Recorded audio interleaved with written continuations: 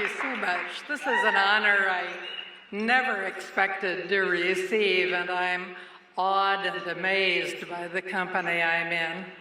These are giants of the automotive industry, and I only wish my late husband could have been here to share the evening. I started racing in 1963 in the Sports Car Club of America, races in which being a woman had never been an issue.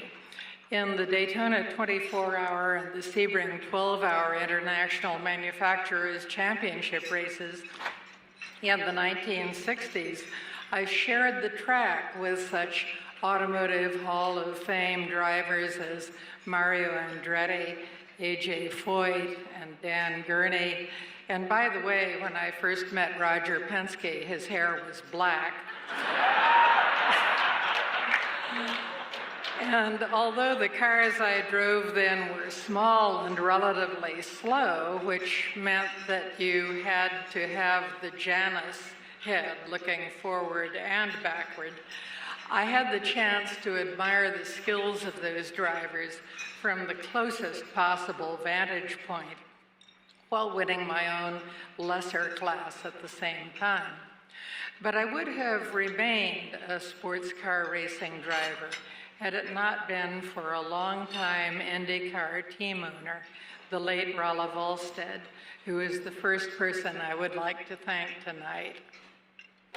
Rolla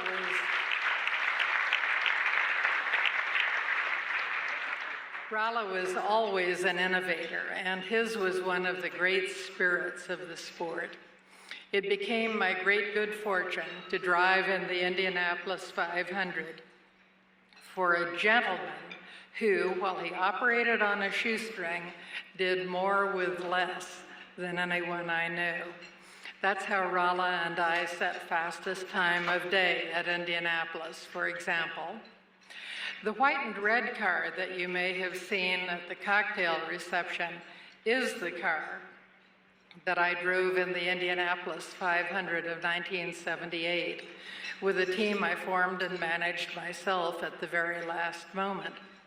With a budget of about 5% of the annual budget of a top-running team at the time, I bought the car, bought the engines for the car, hired the crew, rented the apartments for the crew, rented the curtains for the apartments for the crew, and all the other wonderful things that a team owner gets to do.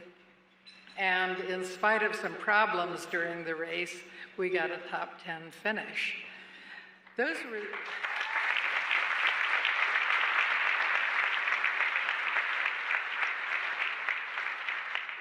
were the days when 85 or 90 cars were entered for the race, but only the fastest 33 in qualifying would start, and hundreds of thousands of people showed up for the first day of qualifying, never mind the race itself. And my helmet and driver's suit from that year are in the Smithsonian. Well, it's been a long time since I was in the headlines every day, so you might be surprised that I still get a lot of fan mail. I get fan mail from Singapore, from India, from the Czech Republic. Mostly they want my autograph, of course, but my all-time favorite letter started off, "Miss Guthrie, I admire you so much. Your exploits have been so extraordinary, and you're so beautiful, you're so glamorous." I thought, that's very good for openers. "Please send me your autograph," he went on, "you're my favorite actress."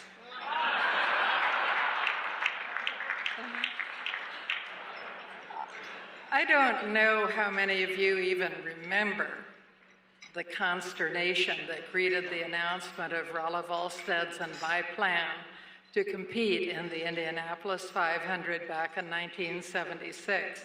It certainly took me by surprise.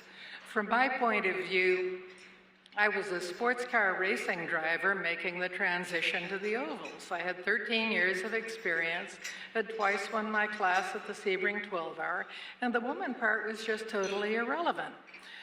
But from the point of view of the IndyCar folks and the NASCAR folks, we were plotting a revolution, and they were sure they weren't going to like it. The uproar and the outrage were pretty silly, and the fuss wasn't really about me. It was about prevailing attitudes and conventional wisdom. At Indianapolis, until 4 years earlier, women weren't allowed in the pits, the garage area, or the press box for any reason whatsoever. A woman driver on the racetrack was unthinkable. We were challenging a tradition that extended back to the first Indianapolis 500 in 1911, and it did cause quite a commotion. Just to give you an idea of the mindset of that era, years ago, long before I got my big chance, I happened to be at a press conference where a famous French Grand Prix driver was being interviewed, and someone asked him what he thought the chances would be of women in racing. And he replied to this mixed audience, "Oh, I don't think they would be very good. I think they would be missing something between the legs."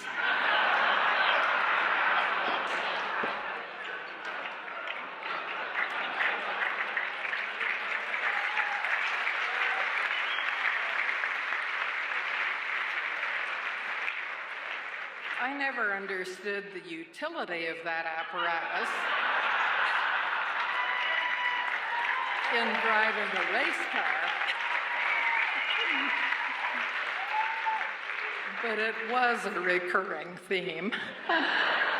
About the fourth time I outqualified Johnny Rutherford in NASCAR Cup cars, this was at Atlanta. David Pearson was observed sitting on a pit wall mumbling, "She's got to have him somewhere."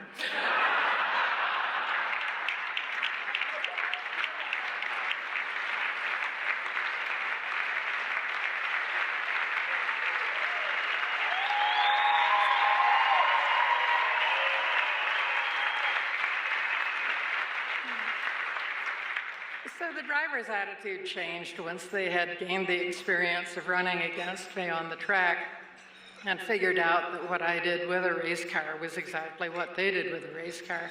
And truthfully, the fact that attitudes did change was one of my deepest pleasures.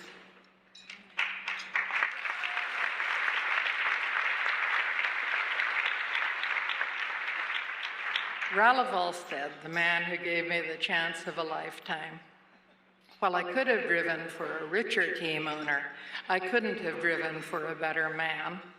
His passion for the sport resonated with my own and enabled us to weather certain difficulties of that time period with our sense of adventure intact and frequently even our sense of humor. His connections throughout the racing world also jump-started my season in NASCAR Cup stock car racing. Rolla was a member of the greatest generation and participated in the Normandy landing in World War II. After being wounded in action, he twice went AWOL from the hospital in order to rejoin his unit. He will always have my admiration and respect. There are two more people to whom I owe the deepest gratitude: my NASCAR Cup team owner, the late Linda Ferrari, and the late Ralph J. Farnham Jr., who let me use his tiny boat-moving shop to build my own engines and repair my race cars for the first 13 years. The sport has...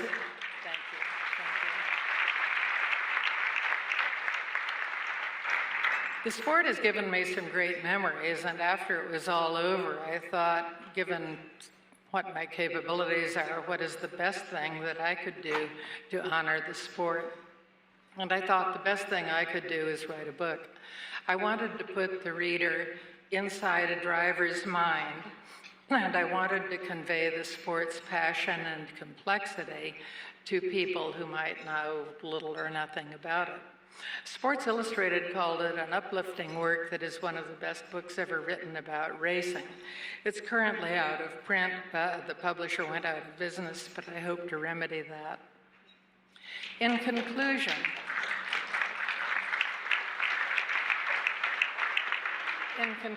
I want to congratulate the rest of this year's inductees, and I want to thank the Board of Directors for this extraordinary honor. Thank you. Thank you so much.